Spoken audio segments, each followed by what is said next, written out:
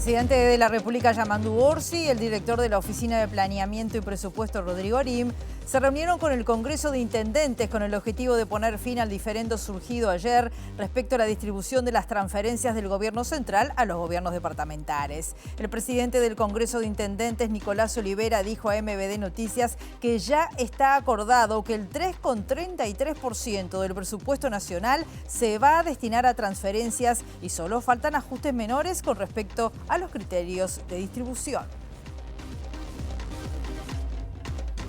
¿Qué tal? ¿Cómo están? Bienvenidas, bienvenidos a MBD Noticias. Comenzamos con información con 15 grados a esta hora aquí en Montevideo. En una jornada que va a seguir con el cielo claro, algo nuboso, periodos de nuboso. Los vientos soplando de noroeste al noreste entre 20 a 40 kilómetros por hora, con rachas de hasta 50 kilómetros por hora, dice Inumet, que ubica la máxima temperatura de esta jornada en 17 grados. Estamos viendo las cámaras del Centro de Gestión de Movilidad. Tengan en cuenta que en Gurí, entre 21 de septiembre y Javier de Viana, hay carga y descarga hasta las 18 horas, que en Solano Antuña, entre José Yauri y Luis de la Torre, hasta las 18:30. En este caso habrá trabajo de hormigonado, o que en Juan Polié, entre Palmar y Rivera, hay carga y descarga hasta las 19. Compartimos ahora los principales titulares a esta hora.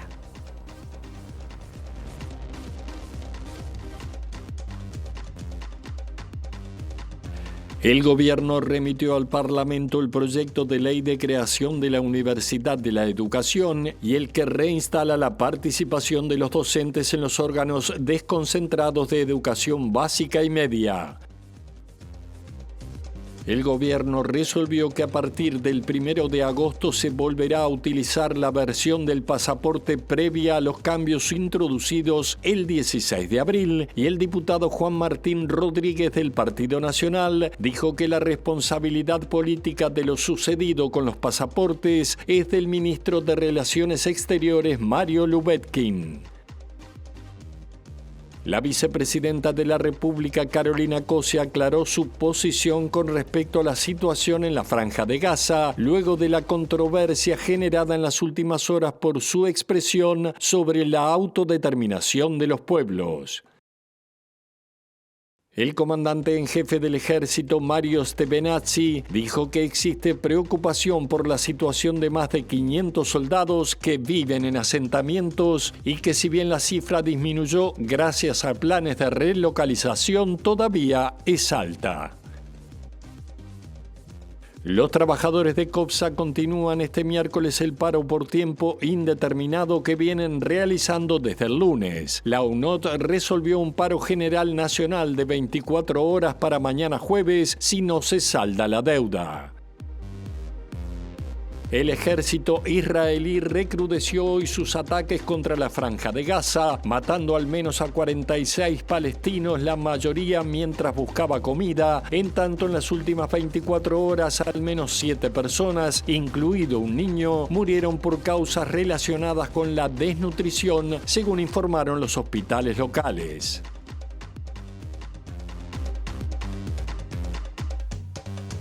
El gobierno remitió al Parlamento el proyecto de ley de creación de la Universidad de la Educación, que prevé el otorgamiento de títulos de carácter universitario y licenciaturas. Va a tener un cogobierno, un consejo directivo central similar a la UDELAR, con órganos de conducción electos por los diferentes órdenes. El ministro de Educación y Cultura, José Carlos Maía, anunció también el envío al Poder Legislativo de otro proyecto de ley que reinstala la participación de los docentes en los órganos desconcentrados de la educación básica y media. Esto refiere a restituir la participación de los docentes en los consejos desconcentrados.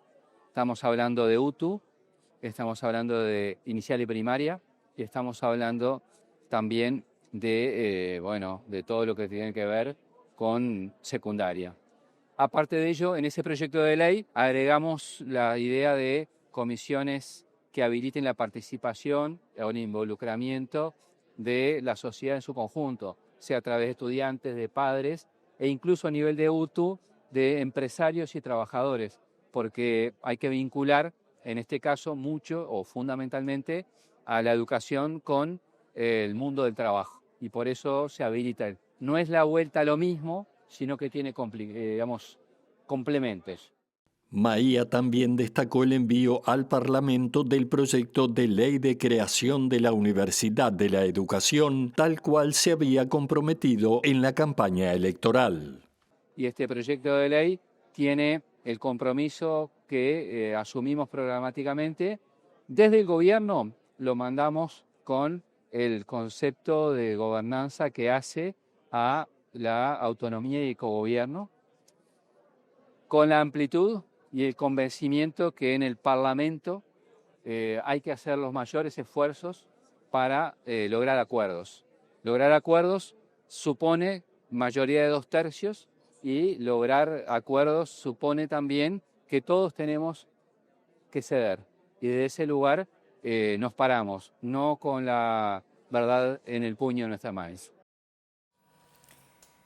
En el ámbito político, el intendente de Paysandú, Nicolás Olivera, dijo que no todos los asuntos del Partido Nacional pasarán por el directorio presidido por Álvaro Delgado. El jerarca comunal señaló que hay compañeros que están dedicados a hacer oposición y que no se dan cuenta que son gobierno en 14 intendencias y en 97 municipios.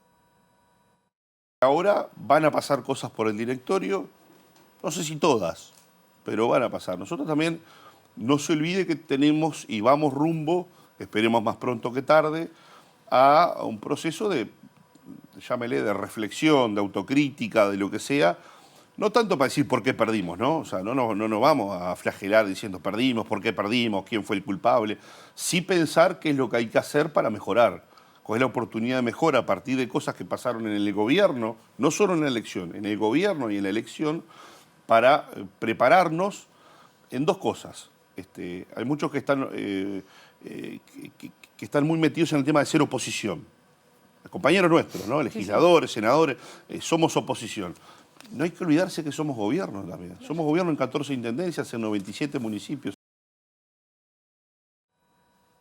El Partido Colorado presentó al Partido Nacional su intención de crear una comisión multipartidaria para analizar una eventual reforma que acorte los tiempos electorales. El secretario general colorado, Andrés Ojeda, dijo que desde su partido se decidió no presentar propuestas aún porque el objetivo es llegar a acuerdos. Si los propios dirigentes políticos, que estamos todo el día para esto, estamos cansados, imagínense la gente, lo podría después estar en una elección que se ha vuelto muy larga. Obviamente esta conversación es para tenerla ahora, en el principio del periodo, porque después cuando nos acercamos al periodo electoral se hace muy difícil encarar cualquier tipo de reforma. La reforma del 96 cumple 30 años el año que viene. Es de los periodos más grandes que hemos tenido sin reforma electoral. Razón por la cual, un poco a instancias de Julio María Sanguinetti originalmente, decidimos simplemente empezar a sondear en los partidos si había voluntad y ánimo para encarar esto. Deliberadamente no trajimos propuestas porque condicionan un poco la conversación. Según Ojeda, el Frente Amplio y el Partido Independiente estarían dispuestos a participar de un espacio de diálogo para reformar el sistema electoral. El senador colorado aclaró que les resta hablar con Cabildo Abierto de Identidad Soberana, pero da por hecho que van a tener voluntad de participar en la conversación. El Partido Nacional, por su parte, también estaría afín a conversar, según destacó el presidente del directorio, Álvaro Delgado. Hubo voluntad del Partido Nacional de poder generar o participar de un ámbito para discutir posibles reformas electorales que van a implicar una reforma constitucional, pero que el Partido Nacional necesariamente tiene que elaborar en la interna cuáles van a ser sus propuestas para llevar a ese ámbito colectivo. Pero paralelamente va a haber una discusión que tenemos que dar con los socios de la coalición.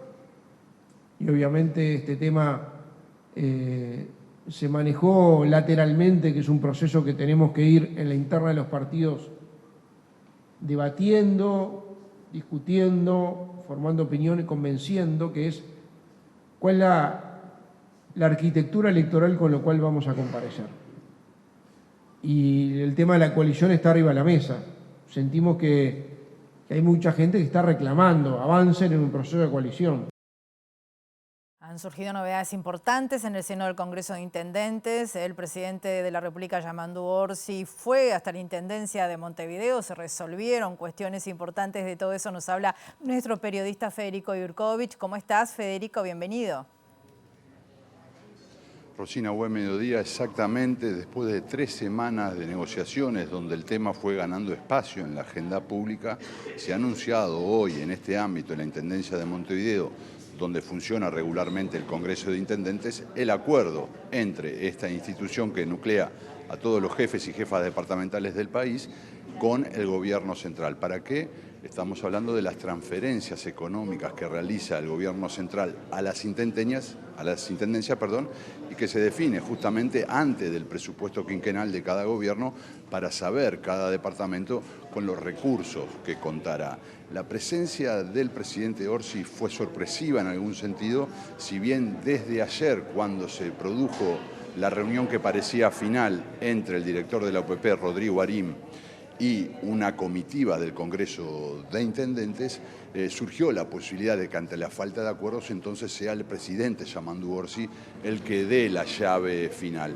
En ese contexto, desde la finalización de esa reunión en la UPP, comenzaron una nueva ronda de gestiones, en este caso con Yamandu Orsi como protagonistas. Y hay que decir, Rosina, que cuando llegó aquí Yamandu Orsi lo recibieron como parte del sindicato de los intendentes y en ese contexto empezó el discurso de Orsi, que duró unos 8 minutos, donde destacó que no hay ganadores ni perdedores. Podría mirarse así, dijo Orsi, pero en todo caso destacó el Congreso de Intendentes como un lugar donde se hace alta política y entonces no hay quien gane y quien pierda, sino que en pos del acuerdo se llega a un punto que deja de alguna manera conformes a todos. Si te parece, Rosina, decir que son 4.200 millones de dólares lo acordado para el quinquenio, unos 800 millones de dólares, precisó Rodrigo Arín. Brevemente lo tendremos más adelante, pero ahora escuchamos el tono con que el presidente Orsi anunciaba el acuerdo. Yo creo que hay una concepción, más que de actitud, es la que ha permitido que en esta área, que en este tema del vínculo entre lo subnacional y lo nacional, la línea siga siendo ascendente. Y cuando se tuvieron que discutir cosas que eran muy duras, porque implicaba reconocer que de repente algunos se había equivocado, se discutían con franqueza y se decía, vamos a resolver esto porque fulanito, menganito, estaban precisando para sus departamentos. Y a veces eran 2 o 3.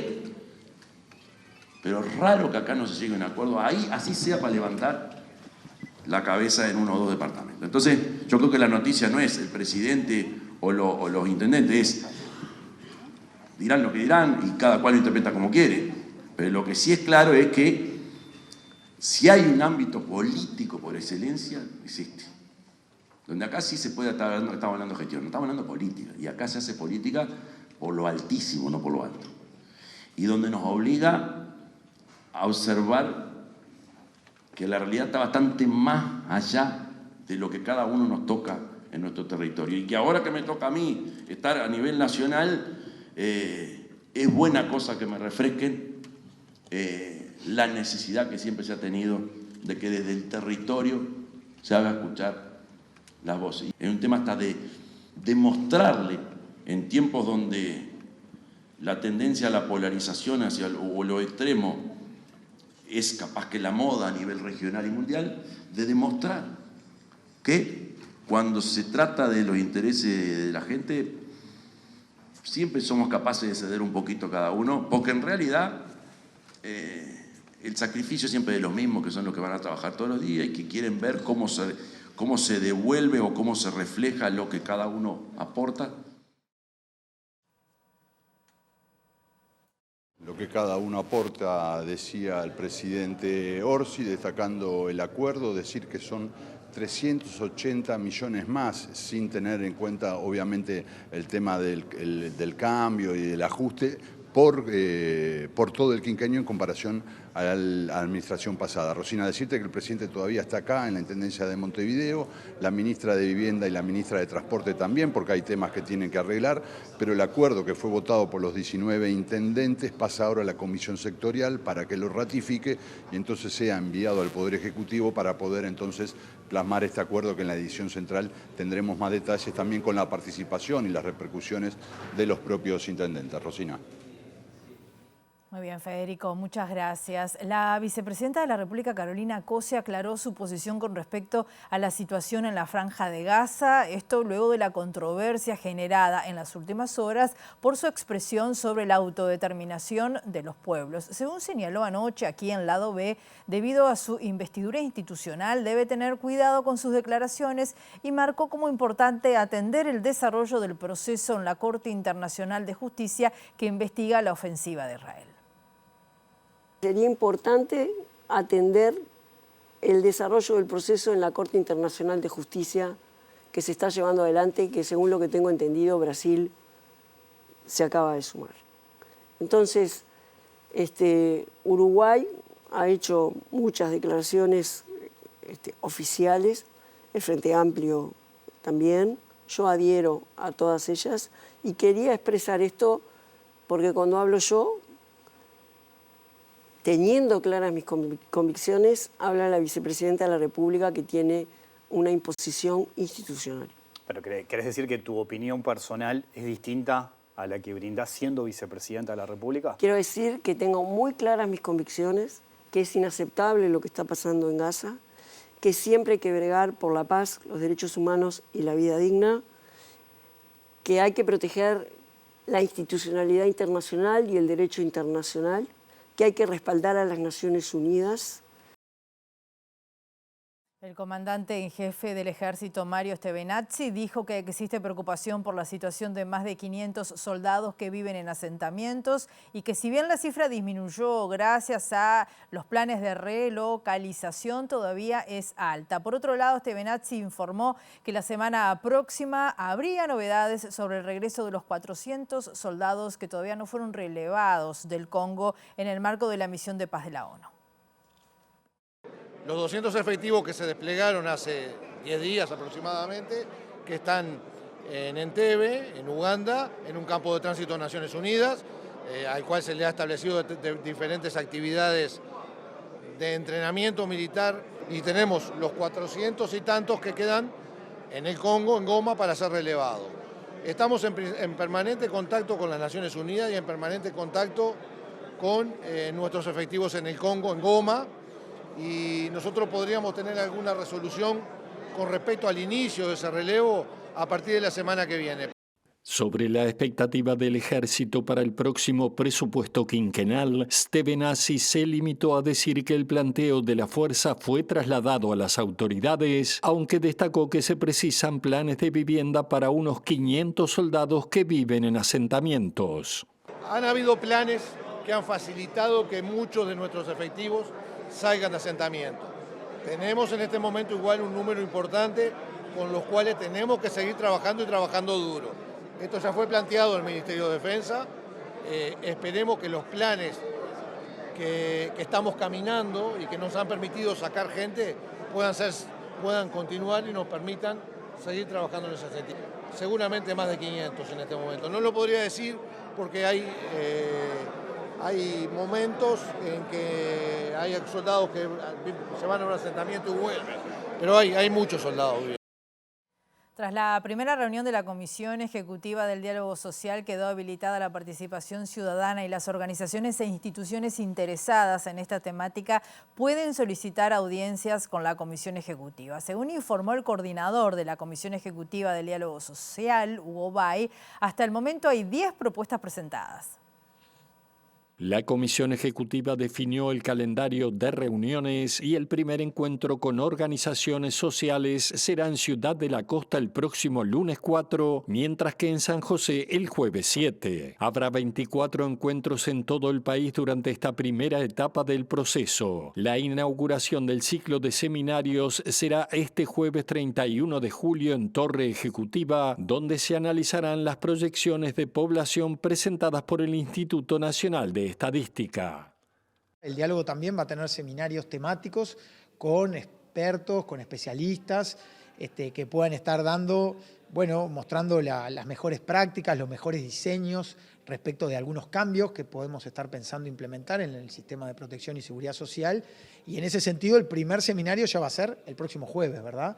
Pasado, entre las 9 y las 13 horas, vamos a estar hablando sobre todo de demografía a la luz de de las nuevas proyecciones de población que dio a conocer el INE, bueno, cómo en cierta forma inciden en la discusión que tenemos por delante en términos de lo que es el diagnóstico, y bueno, va a ser una instancia bien interesante para ver la opinión de determinados expertos que van a estar comentando esas proyecciones de población, pero bueno, también viendo cómo gestionamos las audiencias, que va a ser otro de los mecanismos que vamos a tener. La Comisión Ejecutiva se va a estar reuniendo con diferentes organizaciones sociales, diferentes institutos y organismos que tengan interés. Entonces ya hoy está habilitado a través del sitio web del Diálogo Social, que es dialogosocial.uy, ¿verdad? En ese sitio web, cada organización social o cada institución que quiera puede registrarse para solicitar una audiencia con la Comisión Ejecutiva, y después nosotros vamos a ir viendo cómo lo gestionamos en la agenda para poder recibir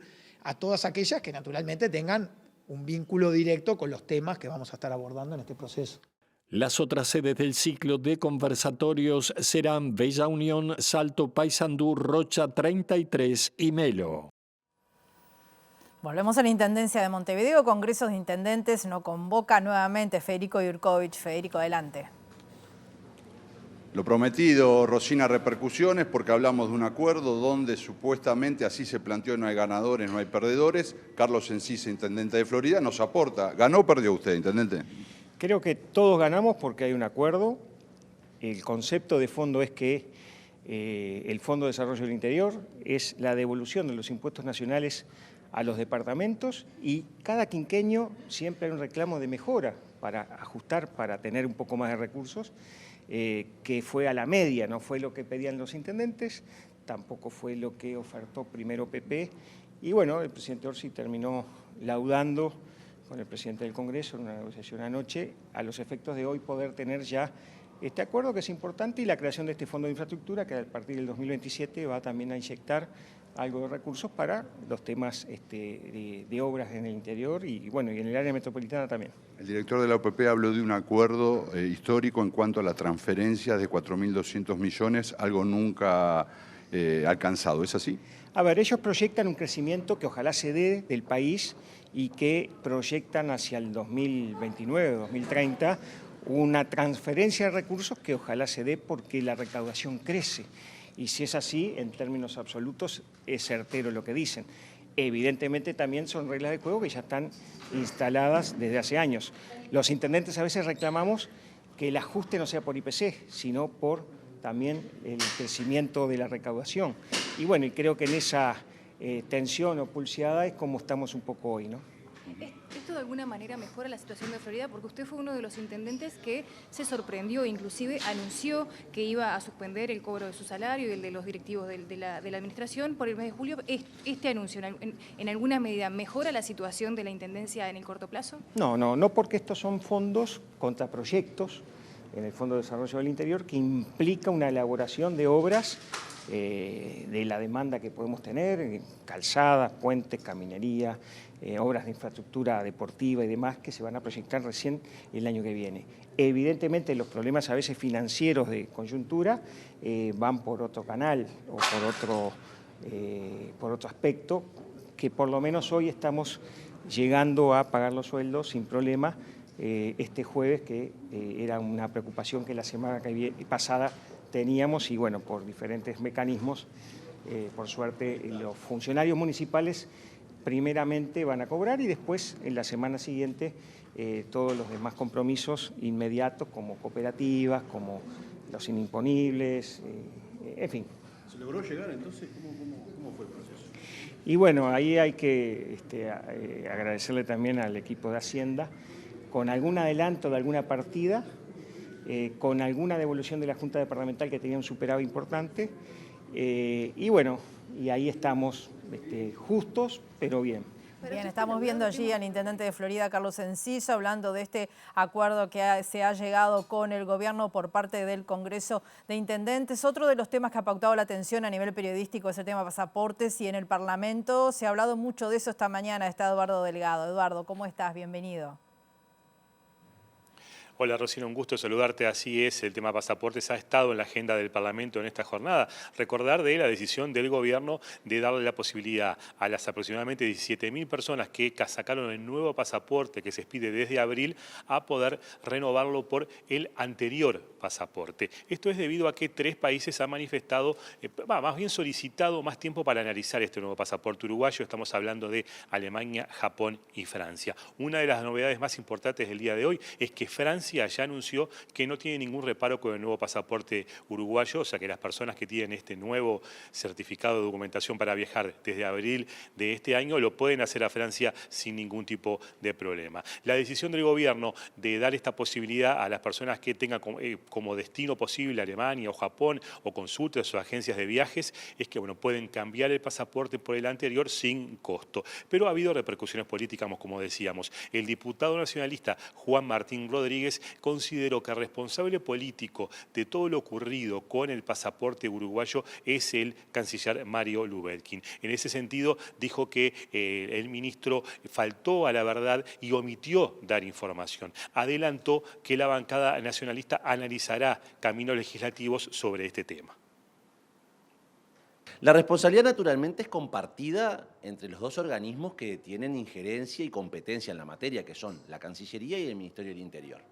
Ahora bien, quien ha salido públicamente en las últimas semanas ocultando información, faltando a la verdad, negando los hechos, minimizando los problemas, ha sido pura y exclusivamente el canciller Lubelkin. En la mañana de hoy leíamos una noticia publicada en el semanario Búsqueda que daba información que habían existido casos de pasaportes uruguayos queriendo ingresar a Madrid y que la Cancillería había formulado un planteo ante el Reino de España. Bueno, eso no era información pública que el canciller admitiese. De hecho, siempre lo minimizaba a 3 países.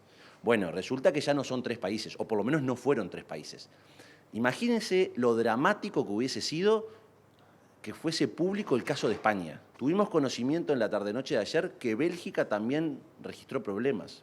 Entonces, ¿cuántos casos más existieron y que el canciller se encargó de negar, de ocultar, de no informar? Por eso es que hemos insistido una y otra vez que la responsabilidad política al momento de negar los hechos que pasaban es pura y exclusivamente del canciller. Por supuesto, repito, la competencia de ambos organismos en la expedición de los pasaportes, y eso es lo que de hecho en el Senado habían sido convocados ambos organismos, la Cancillería y el Ministerio del Interior. El que también habló Rosina es el senador del Frente Amplio, Daniel Cayani, quien defendió la decisión del gobierno, dijo que es para facilitarle justamente el traslado a uruguayos que desean viajar, sobre todo a estos destinos, a Alemania y Japón, que son los 2 países que pidieron más tiempo para analizar la validez del nuevo pasaporte uruguayo. Cuestionó los anuncios tanto de posibles interpelaciones como de pedidos de renuncia que consideró desmedidos al canciller Mario Lubelkin. En ese sentido, inclusive dijo de que ni siquiera es la Cancillería la que interviene en los temas de pasaporte, sino que es el Ministerio del Interior, por lo que habló de falta de informaciones de quien plantea estos temas. También Cayani habló sobre la validez, la importancia que tiene el pasaporte uruguayo y en ese sentido manifestó tranquilidad y que para el gobierno es un tema cerrado que se volverá a analizar después de tener la respuesta de estos países tras este análisis más profundo del nuevo documento uruguayo. Vemos y escuchemos parte de lo que dijo Cayani hace minutos aquí en el Parlamento. Primero una situación particular del embajador de Alemania en Uruguay, ¿no? Que en vez de comunicarse vía diplomáticamente con la Cancillería, utilizó medios, en el caso de él, el Twitter personal, haciendo una serie de, por lo menos, informaciones que generaron también un poco de preocupación. Después también hubieron algunos países, como en el caso de Francia, que estaba estudiando la validez del nuevo pasaporte, que en realidad se hizo en el marco de las normas internacionales y de las normas nacionales. Es decir, el Uruguay no necesita preguntarle a nadie cómo hacer un pasaporte siempre y cuando mantenga la normativa o los estándares internacionales. Lo que se hizo en este caso fue sacar la nacionalidad o el lugar el país donde nació la persona y poner en la página 4 del pasaporte, de los 17.000 pasaportes nuevos, qué relación legal tenía con el Uruguay esta persona, porque es verdad que hay muchos países, centrales que hacen un tipo de migración selectiva. Es decir, si vos sos uruguayo no tenés problema, pero si sos uruguayo y naciste en Cuba, si sos uruguayo y naciste en Venezuela, si sos uruguayo y naciste en otro lugar, no te dejan entrar, ¿no? Entonces creo que también ahí hay una situación, primero de defensa de la soberanía nacional, de poder también, dentro del marco de la normativa internacional, también defender. No se entiende mucho la posición de algunas oposiciones o algunos actores de la oposición en ese sentido, pero además hasta le erran en las responsabilidades institucionales. Pero si se tuvo que dar marcha atrás, ¿no se está reconociendo que hubo un error, una equivocación? Sí, creo que lo que hubo fue, primero, una alerta de algunos países que tomaron una decisión que están evaluando, es decir, ninguno rechazó el pasaporte nuevo. De hecho, ayer el Estado francés aceptó el pasaporte que está vigente aún, por tanto, hay más, casi todos los países del mundo lo han aceptado y no han tenido ningún problema. Hay 2 países, en el caso del alemán, en el caso del japonés, que han por lo menos pedido más tiempo para estudiarlo, pero así todo, para no generar un problema a los uruguayos legalizados y a los naturales para poder circular libremente, se optó por esta resolución para no generar un problema desde el punto de vista mayor. Segundo bloque de MBD Noticias. Continuamos con la información con 15 grados a esta hora. Los trabajadores de COPSA siguen este miércoles el paro por tiempo indeterminado que vienen realizando desde el lunes y recuerden que la UNOT resolvió convocar a un paro general nacional de 24 horas para mañana jueves si no se salda la deuda.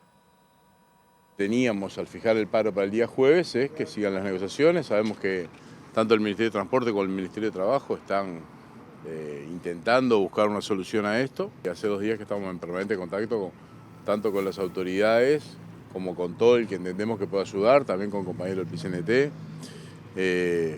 Hemos buscado por todas las formas que se avance en esto y hacia mañana definimos, en principio, preparar un plan de movilizaciones para el día de mañana y por parte del conjunto del Ejecutivo de la UNOT, por parte de todas las filiales, de diferentes maneras vamos a poner el conflicto en la calle, que la gente siga entendiendo, que los pasajeros sigan entendiendo por qué es este conflicto, que los compañeros necesitan toda la solidaridad del conjunto de la UNOT, pero también de los pasajeros que son trabajadores igual que nosotros. Y además establecimos algunas condiciones, ¿no? Para que se levante el conflicto el día de mañana. La empresa COPSA va a tener que hacer efectivo el pago de todo lo que les adeuda por el mes de junio a los trabajadores y además proponer un plan de pago de los salarios del mes de julio en forma tripartita que sea aprobado, es decir, que lo apruebe el Ministerio de Trabajo, la UNOT y la empresa. Una señora de 98 años falleció anoche en un incendio en su domicilio y esta mañana otras 3 personas resultaron con quemaduras importantes en otro incendio en una vivienda. El vocero de la Dirección Nacional de Bomberos, hablamos de Sebastián López, llamó a tener especial cuidado con los artefactos de calefacción y se refirió al incendio de ayer en el residencial de Santa Lucía en el que murió un hombre de 63 años. En lo que respecta a bomberos, es cierto que este establecimiento no contaba con la autorización de bomberos.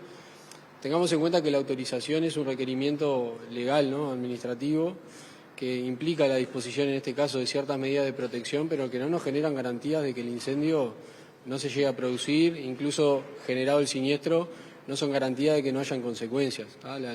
La mejor medida de prevención de protección que podemos tener es la prevención. Entonces, enfocar en esos aspectos. De hecho, el establecimiento tenía ciertas medidas, pese a no tener la autorización de bomberos, en el caso de extintores, por ejemplo, que se llegaron a utilizar incluso por parte de los respondedores, pero bueno, no son garantías de que no se vaya a suceder la emergencia o de que no tenga consecuencias graves. Sí, eso en primer lugar.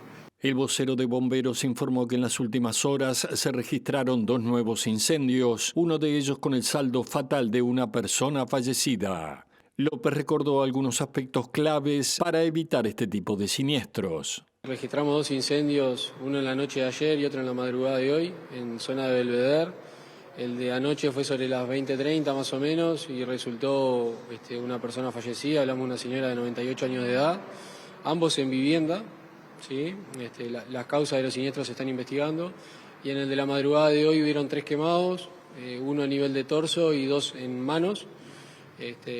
Los que tuvieron quemaduras en manos fueron dados de alta en el lugar, pero el que tuvo quemadura a nivel de torso requirió asistencia y traslado a un centro de salud. Entonces, bueno, enfatizar en lo mismo, ¿no? Tratar de prevenir este tipo de situaciones que generan consecuencias que que nadie quiere. Es importante sí recordar de que en esta temporada, en este periodo del año, aumentan los incendios en estructuras, muchos de ellos asociados al uso de calefactores. Entonces, bueno, las mismas recomendaciones que hemos dado a lo largo desde que empezó el invierno o antes, de hacer un chequeo adecuado de los equipos, encenderlos de manera correcta, hacer una supervisión permanente mientras los estamos utilizando y a la hora de tener que retirarnos del lugar o irnos a dormir, apagar esos equipos, desconectarlos y, bueno, calefaccionarnos de manera segura. La ministra de Salud Pública, Cristina Lustenberg, aseguró que el residencial de Santa Lucía no contaba con ninguna habilitación. La jerarca indicó que junto al Ministerio de Desarrollo Social se está realizando un relevamiento a nivel nacional de las condiciones de funcionamiento de los residenciales de ancianos y confirmó que en la actual administración ya se clausuraron 2 locales. Es un centro con personas mayores y mixto, con enfermedades vinculadas a la salud mental. Había 26 residentes, ya se hizo la evacuación con sus familiares y 8 residentes fueron distribuidos en lugares de ACE. Hay 3 pacientes que están hospitalizados, 2 en el hospital de Canelones con una intoxicación y quemaduras y un tercero que tiene 90 años en el CTI. ¿Estaba habilitado? No, ninguna habilitación, ni por parte de bomberos, ni había iniciado ningún trámite con el Ministerio de Salud Pública. Nosotros estamos trabajando con las competencias que son mixtas entre el Ministerio de Salud Pública y el Ministerio de Desarrollo Social. Estamos trabajando con la Dirección General de Coordinación, ¿se acuerdan lo que pasó en el Centro de los Murales en Tacuarembó? Así que estamos actualizando el relevamiento, haciendo visitas por parte de las direcciones departamentales de salud. Solo en Colonia hay 128 establecimientos de larga estadía y estamos haciendo un plan que permita anticiparnos y detectar estas situaciones. Para eso el rol que tiene la ciudadanía es muy importante. Siempre preguntar si tiene la habilitación por parte del Ministerio de Salud Pública o comenzó los trámites para los familiares o las personas que sean estas personas dependientes, pero sabemos que es un problema. Hemos, les digo, clausurado uno que eran en condiciones infrahumanas, con cualquier vulneración de los derechos humanos en las afueras de Tacuarembó. Ahora vamos a hacer el cierre de un centro, lo acabo de firmar, en una localidad del departamento de Colonia, así que estamos haciendo una vigilancia activa entre el Ministerio de Salud Pública y el Ministerio de Desarrollo Social.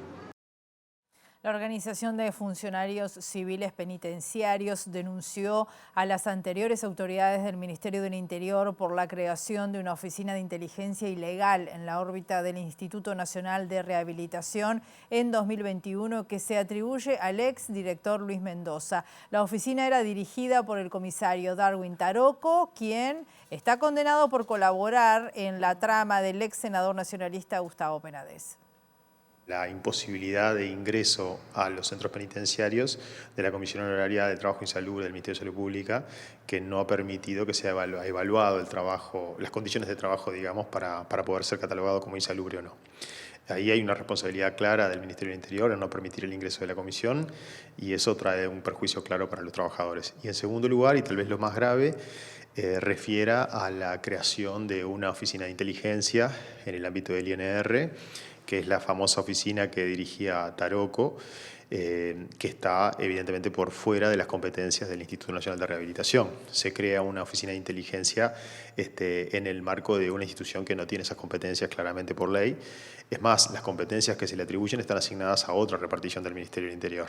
Esa ilegalidad nosotros entendemos que debe ser revocada de manera urgente, pero además queremos saber qué investigaciones hizo, a qué información accedió esa oficina de inteligencia, OIT, como se la denominaba, Oficina de Inteligencia Táctica, en el ámbito del INR, a quién investigó, qué datos tuvo, en este caso sobre todo la gente del sindicato, que tenemos muchas dudas sobre a qué información accedió.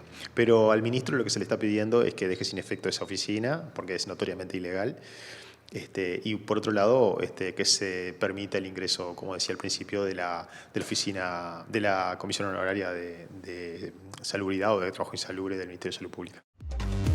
Bloque de MB de Noticias. días. Continuamos con la información y les contamos que la Asociación de Empleados Bancarios manifestó preocupación por los puestos de trabajo ante el anuncio de la venta del banco HSBC Uruguay al brasileño BTG Pactual. La empresa aseguró que no habrá modificaciones en la plantilla laboral.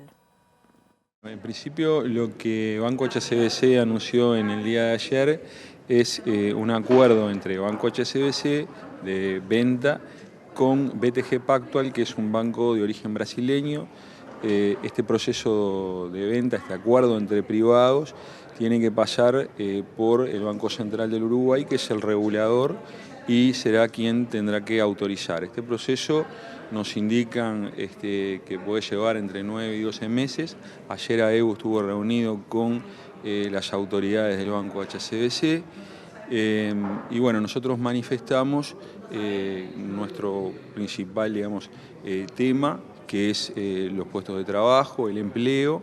El banco nos anuncia que en el proceso de la compra-venta no habrá modificaciones en cuanto a la plantilla laboral. Nosotros volvemos a remarcar que este es el punto en el que si hubiera algún tipo de cuestionamiento, estaremos accionando como sindicato.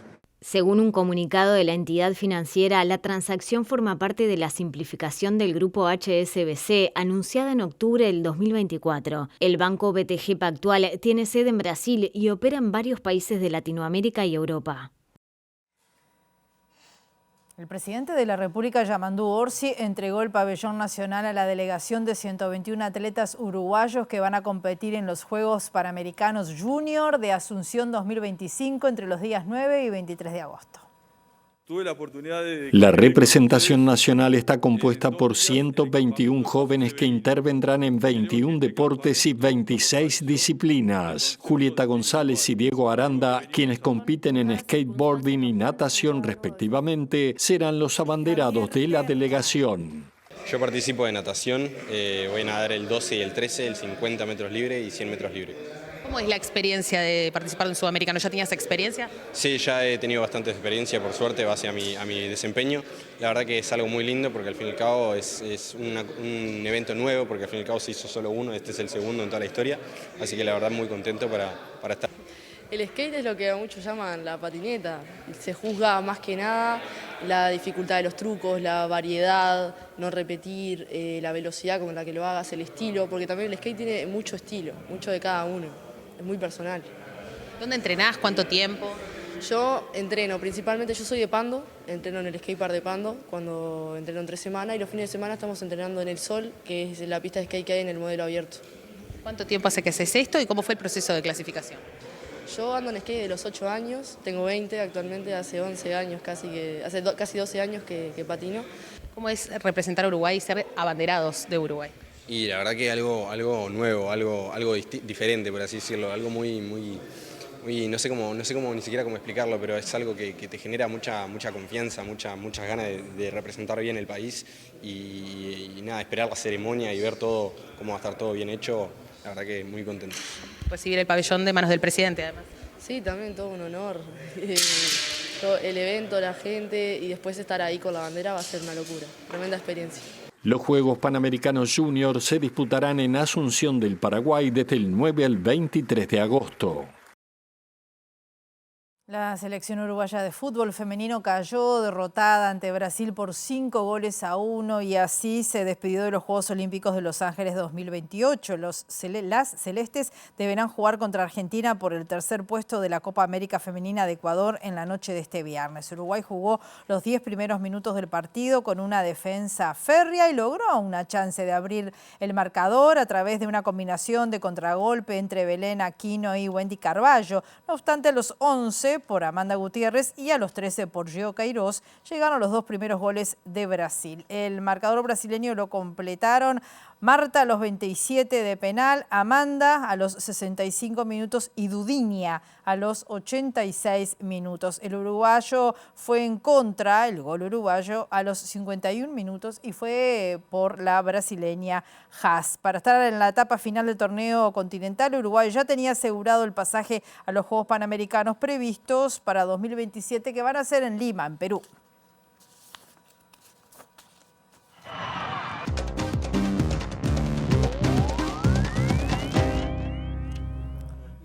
El ejército israelí recrudeció hoy sus ataques contra la Franja de Gaza, matando al menos a 46 palestinos, la mayoría mientras buscaba comida. En tanto, en las últimas 24 horas, al menos 7 personas, incluido un niño, murieron por causas relacionadas con la desnutrición. Esto lo informaron los hospitales locales. Mientras tanto, un grupo de 31 reconocidas personalidades israelíes pidió a la comunidad internacional sanciones drásticas contra su país por la grave situación de hambre en el enclave, al tiempo que los ministros de Asuntos Exteriores de Francia y otros 14 países representados en una conferencia especial de la ONU emitieron el llamado de Nueva York, en el que instan a las naciones de todo el mundo a reconocer un Estado palestino. Al menos 46 palestinos han muerto en lo que va de esta jornada bajo fuego israelí en distintos puntos de la Franja de Gaza, 30 de los cuales se encontraban entre multitudes de personas que buscaban comida cuando recibieron los disparos en medio de la desesperación y el caos provocado por la hambruna. Pese a las recientes flexibilizaciones de Israel en medio de la alarma y las presiones de la comunidad internacional por las devastadoras imágenes de personas en estado severo de desnutrición, la cantidad de ayuda humanitaria que el ejército asegura que ha permitido distribuir en los últimos días sigue siendo insuficiente, según señaló la ONU. El Ministerio de Salud local reportó que un total de 89 niños han muerto por inanición desde que comenzaron las hostilidades e indicó que 65 adultos palestinos también han muerto por causas relacionadas con la desnutrición en Gaza desde finales de junio, cuando comenzó a contabilizar ese tipo de muertes entre personas mayores. Mientras tanto, un grupo de 31 figuras públicas israelíes de alto perfil, entre ellas académicos, artistas e intelectuales, emitieron una carta en la que pidieron que la comunidad internacional imponga sanciones drásticas al Estado de Israel, afirmando que su país está matando de hambre a la población de Gaza y contemplando la expulsión forzosa de millones de palestinos de la franja, por lo que instaron a exigir un alto el fuego permanente. En las últimas horas, en tanto, los ministros de Asuntos Exteriores de Francia y otros 14 países representados en una conferencia especial de la ONU emitieron el llamado de Nueva York, en el que instan a las naciones de todo el mundo a reconocer un Estado palestino, luego que ayer el primer ministro británico Keir Starmer anunciara que su país reconocería en septiembre dicho Estado. Nos vamos, volvemos a las 18:30 en la edición central o mañana a las 8, la primera edición. Que pasen muy bien.